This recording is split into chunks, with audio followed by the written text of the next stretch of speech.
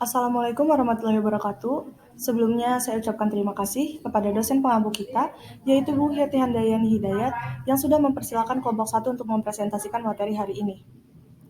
Hari ini kelompok 1 akan menjelaskan tentang kebijakan ekonomi jilid 5. Sebelumnya perkenalkan, nama saya Aisyah Nurjana dengan NIM A1D022227 sebagai moderator. Perkenalkan, nama saya Cika Cantika Putri dengan NIM A1A022-037. Perkenalkan, nama saya Liliana Febriani dengan NIM A1D022024. Perkenalkan, nama saya Rina Manasikana dengan NIM A1D022042. Dan saya Safia Nadia Holila dengan NIM A1D022167. Mendorong tumbuhnya sektor properti, perbankan, dan infrastruktur. Kebijakan ini dikeluarkan karena masih banyak perusahaan yang belum melakukan revaluasi aktiva. Dengan adanya perubahan nilai aktiva, baik akibat inflasi maupun depresiasi rupiah, juga dipandang perlu adanya dukungan pemerintah untuk meningkatkan performa finansial perusahaan melalui revaluasi aktiva. Kebijakan ini diharapkan bisa membantu perusahaan meningkatkan performa finansialnya melalui perbaikan nilai aset yang terkena dampak depresiasi rupiah dan inflasi. Dengan perbaikan performa finansial, ada ruang bagi perusahaan untuk melakukan ekspansi usaha. Manfaat lainnya adalah beban cash flow pajak saat revaluasi menjadi lebih ringan karena tarif PPh revaluasi yang rendah. Beban PPh pada tahun-tahun setelah revaluasi juga lebih rendah. Selanjutnya yaitu mendorong perbankan bank syariah. Dengan mewujudkan perbankan syariah yang berkontribusi signifikan bagi pertumbuhan ekonomi berkelanjutan, pemerataan pembangunan, dan stabilitas sistem keuangan serta berdaya saing yang tinggi. Ada 7 arah kebijakan dalam pelaksanaannya. Yang pertama yaitu memperkuat sinergi kebijakan antara otoritas dengan pemerintahan dan stakeholder lainnya. Yang kedua, memperkuat pemodalan dan skala usaha serta memperbaiki efisiensi dengan program kerjanya. Yang ketiga, memperbaiki struktur dana untuk mendukung perluasan segmen pembiayaan. Dengan program kerjanya antara lain, optimalisasi pengolahan dana haji, wakaf, zakat, infak sedekah melalui perbankan syariah. Lalu yang keempat, memperbaiki kualitas layanan dan keragaman produk.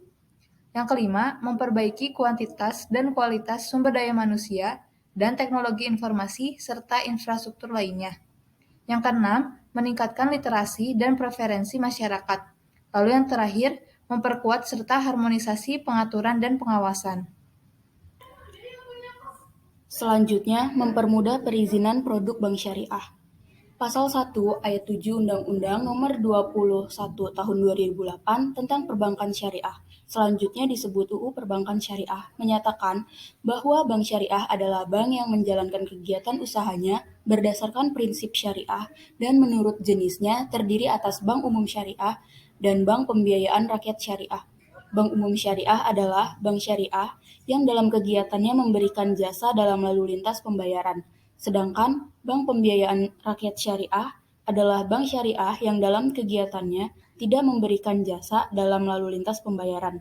Pasal 5 ayat 1 UU Perbankan Syariah menyatakan bahwa setiap pihak yang akan melakukan kegiatan usaha bank syariah wajib terlebih dahulu memperoleh izin usaha sebagai bank syariah dari Bank Indonesia. Pasal 5 ayat 2 UU Perbankan Syariah menyebutkan bahwa untuk memperoleh izin usaha bank syariah harus memenuhi persyaratan sekurang-kurangnya tentang susunan organisasi dan kepengurusan, permodalan, kepemilikan, keahlian di bidang perbankan syariah, dan kelayakan usaha. Selanjutnya adalah pajak berganda. Pajak berganda sendiri diartikan sebagai pengenaan jenis pajak yang sama oleh dua negara atau lebih terhadap subjek pajak dan atas objek pajak yang sama, serta dalam periode yang identik. Cara untuk menghilangkan pajak berganda yaitu dengan cara menggunakan metode pengkreditan secara terbatas atau ordinary credit. Artinya, besarnya kredit pajak yang dibayar di luar negeri tidak boleh melebihi perhitungan pajak yang terutang di dalam negeri. Lalu, langkah yang harus kita lakukan jika kita terkena pajak ganda adalah Yang pertama, segera berkonsultasi ke kantor pelayanan pajak, setelah itu meminta surat keterangan domisili kepada KPP.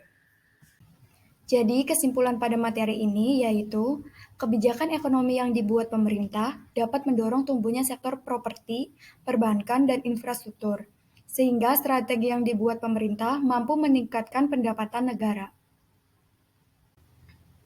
Oke, sekian pemaparan dari kelompok kami. Kurang lebihnya mohon maaf. Wassalamualaikum warahmatullahi wabarakatuh.